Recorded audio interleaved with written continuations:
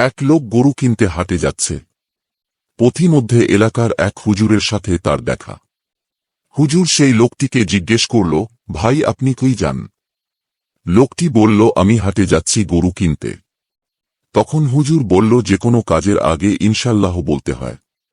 লোকটা বলল, পকেটে টাকা আছে, হাটে গরু আছে, এখানে আবার ইনশাল্লাহ বলার কি আছে?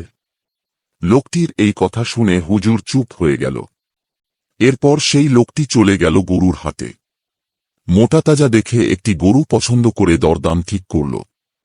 এরপর টাকার জন্য পকেটে হাত দেয়া মাত্রই হাত পকেটের নিচ দিয়ে বের হয়ে গেল, কারণ চোরে পকেট কেটে টাকাগুলো সর্বনাশ করে ফেলেছে। বাজার থেকে ফেরার সময় আবার সেই লোকটার হুজুরের সাথে দেখা। হুজুর তাকে জিজ্ঞেস করল, কি ভাই তোমার গরু কোথায়? সেই লোকটি বলল, দুঃখের কথা কি বলবো, বাজারে গিয়ে গরু পছন্দ হয়েছিল, কিন্তু পকেটে হাত দিয়ে দেখি পকেটে টাকা নেই, তাই খালি হাতেই বাড়ি ফিরে যাচ্ছি।